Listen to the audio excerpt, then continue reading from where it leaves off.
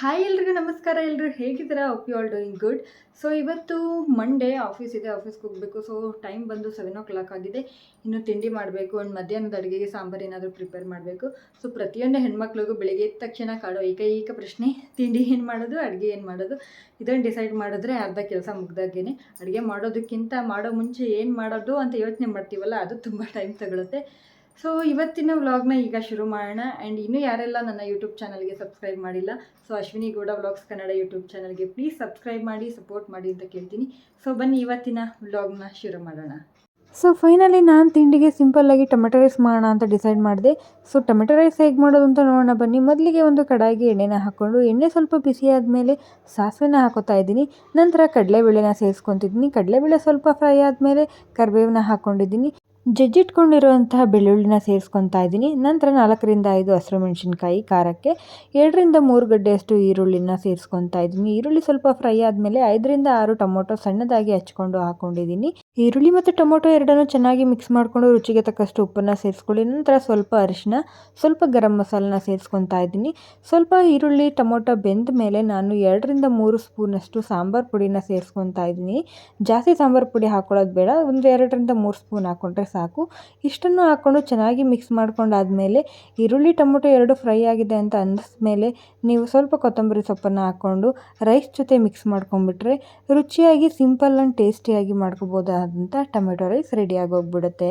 ತಿಂಡಿ ಪ್ರಿಪ್ರೇಷನನ್ನು ಸಿಂಪಲ್ಲಾಗಿ ಮುಗ್ದೋಯ್ತು. ಇನ್ನು ಮಧ್ಯಾಹ್ನದ ಊಟಕ್ಕೆ ಸಾಂಬಾರನ್ನ ರೆಡಿ ಮಾಡಬೇಕು. ಬೇಳೆ ಮತ್ತು ಪಾಲಕ್ ಸೊಪ್ಪನ್ನ ಯೂಸ್ ಮಾಡಿಕೊಂಡು ಸಿಂಪಲ್ಲಾಗಿ ಒಂದು ಪಪ್ಪನ್ನು ಮಾಡಿಬಿಡೋಣ. ಕ್ವಿಕ್ಕಾಗಿ ರೆಸಿಪಿ ನೋಡ್ಕೊಂಬರೋಣ ಬನ್ನಿ. ಮೊದಲನೇದಾಗಿ ಒಂದು ಕುಕ್ಕರ್ಗೆ ನೀಟಾಗಿ ವಾಶ್ ಮಾಡಿ ಇಟ್ಕೊಂಡಿರುವಂತಹ 1 ಕಪ್ ಅಷ್ಟು ಬೇಳೆನ ಸೇರಿಸ್ಕೊಂಡಿದ್ದೀನಿ. 1 ಗಡ್ಡೆ ಈರುಳ್ಳಿ, 3-4 ಟೊಮೊಟೊನ ಸಣ್ಣದಾಗಿ ಹಚ್ಕೊಂಡು ಸೇರಿಸ್ಕೊಂಡಿದ್ದೀನಿ. 1 ಗಡ್ಡೆ ಬೆಳ್ಳುಳ್ಳಿನ ಸೇರಿಸ್ಕೊತಾ ಇದ್ದೀನಿ. 4-5 ಹಸಿರು ಮೆಣಸಿನ್ಕಾಯಿನ ಸಣ್ಣದಾಗಿ ಹಚ್ಕೊಂಡು ಹಾಕ್ಕೊಂಡಿದ್ದೀನಿ. ನಂತರ ವಾಶ್ ಮಾಡಿ ಸಣ್ಣದಾಗಿ ಕಟ್ ಮಾಡಿ ಇಟ್ಕೊಂಡಿರುವಂತಹ ಪಾಲಕ್ ಸೊಪ್ಪನ್ನ ಸೇರಿಸ್ಕೊತಿದ್ದೀನಿ. ನೀವು ಇದಲ್ಲದೆ ಬೇರೆ ಸೊಪ್ಪನ್ನ ಯೂಸ್ ಮಾಡ್ಬೋದು, ಬಟ್ ಪಾಲಕ್ ಸೊಪ್ಪನ್ನ ಮಾತ್ರ ಯೂಸ್ ಮಾಡಿಕೊಂಡ್ರೆ ಟೇಸ್ಟ್ ತುಂಬ ಚೆನ್ನಾಗಿ ಬರುತ್ತೆ.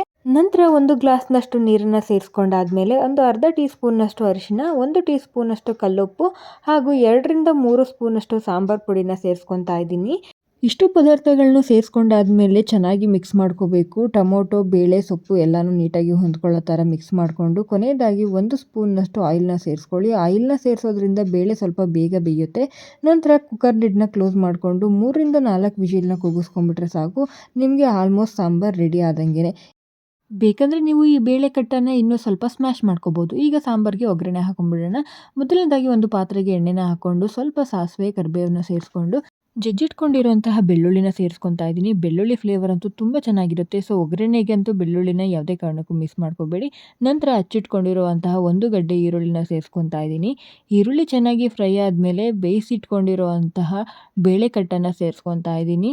ಬೇಳೆ ಮತ್ತು ಸೊಪ್ಪು ಎಲ್ಲ ಆಲ್ರೆಡಿ ಚೆನ್ನಾಗಿ ಬೆಂದಿರೋದ್ರಿಂದ ಜಾಸ್ತಿ ಹೊತ್ತು ಬೇಯಿಸೋದೇನು ಬೇಡ. ಸಾಂಬಾರನ್ನ 1 ಕುದಿ ಮಾತ್ರ ಕುದಿಸ್ಕೊಂಡ್ಬಿಟ್ಟು ಕೊನೆಯದಾಗಿ ಹಚ್ಚಿಟ್ಕೊಂಡಿರುವಂತಹ ಕೊತ್ತಂಬರಿ ಸೊಪ್ಪನ್ನ ಸೇರಿಸ್ಕೊಂಡ್ಬಿಟ್ರೆ ಮಧ್ಯಾಹ್ನದ ಊಟಕ್ಕೆ ಸಾಂಬಾರು ರೆಡಿಯಾಗಿ ಹೋಗ್ಬಿಡುತ್ತೆ. ಈ ಸಾಂಬಾರು ಮುದ್ದೆ ಮತ್ತು ಅನ್ನ ಎರಡರ ಜೊತೆಗೂ ತುಂಬ ಚೆನ್ನಾಗಿ ಹೊಂದ್ಕೊಳ್ಳುತ್ತೆ. ಕಿಚನ್ ಡ್ಯೂಟಿನೆಲ್ಲ ಮುಗಿಸಿ ಕಿಚನ್ಗೆ ಬಾಯ್ ಹೇಳಿ ನಾನು ರೆಡಿಯಾಗಿ ಆಫೀಸ್ ಕಡೆ ಹೊರಟೆ. ಯೂಶಲಿ ಮಂಡೇ ಮಾರ್ನಿಂಗ್ ಆಫೀಸಲ್ಲಿ ಹೇಗಿರುತ್ತೆ ಅಂತ ನಿಮಗೆ ಚೆನ್ನಾಗಿ ಗೊತ್ತಿರುತ್ತೆ. ನಾನೇನು ಎಕ್ಸ್ಪ್ಲೈನ್ ಮಾಡೋದು ಬೇಡ. Because of 2 days weekend effect. ವೀಕೆಂಡ್ನಲ್ಲಿ ಫುಲ್ಲು ಮಜಾ ಮಾಡಿಕೊಂಡು ನೆಕ್ಸ್ಟ್ ಡೇ ಆಫೀಸಿಗೆ ಬಂದು ಕೆಲಸ ಮಾಡೋದಕ್ಕೆ ಬೋರ್ ಅಂತೂ ಪಕ್ಕ ಆಗುತ್ತೆ. ಆದರೂ ಏನೂ ಮಾಡೋಗಿಲ್ಲ, ನಮಗೆ ನಾವೇ ಪುಷಪ್ ಮಾಡಿಕೊಂಡು ಹೇಗೋ ಕೆಲಸ ಶುರು ಮಾಡ್ಕೊಂಡಾಯಿತು. ಕೆಲಸ ಮುಗಿಸೋ ಅಷ್ಟರಲ್ಲಿ ಆ್ಯಸ್ ಯೂಶುವಲ್ ಈವ್ನಿಂಗ್ ಫ್ರೆಂಡ್ಸ್ ಜೊತೆ ಆಚೆ ಬಂದು ವಾಕ್ನ ಮುಗಿಸ್ಕೊಂಡು ಆಫೀಸ್ ಪಕ್ಕದಲ್ಲಿರುವಂತಹ ನಮ್ಮ ಬಾಸ್ ದೇವಸ್ಥಾನಕ್ಕೆ ಹೋಗಿ ಬಾಸ್ಗೆ ನಮಸ್ಕಾರ ಹಾಕ್ಕೊಂಡು ಆಂಜನೇಯ ಎಲ್ರಿಗೂ ಒಳ್ಳೇದು ಮಾಡಪ್ಪ ಅಂತ ಬೇಡ್ಕೊಂಡು ಆಶೀರ್ವಾದ ತೊಗೊಂಡು ಅಲ್ಲಿಂದ ಹೊರಟಾಯಿತು. ಅಲ್ಲಿಂದ ಬರ್ತಿದ್ದಾಗೆ ಗೊತ್ತಾಯಿತು ನಮ್ಮ ಟೀಮ್ನಲ್ಲೊಬ್ರದ್ದು ಬರ್ಡೇ ಸೆಲೆಬ್ರೇಷನ್ ನಡೀತಾ ಇದೆ. ಸೊ ಅವ್ರಿಗೆ ವಿಶ್ ಮಾಡಿ ಕೇಕ್ ತಿನ್ಕೊಂಡು ನಾನು ಬ್ಯಾಗ್ ಪ್ಯಾಕ್ ಮಾಡಿಕೊಂಡು ಲಾಗೌಟ್ ಆಗಿ ನಾನು ಮನೆ ಕಡೆ ಹೊರಟೆ. ಇದಾಗಿತ್ತು ಇವತ್ತಿನ routine. Thank you for watching. See you again.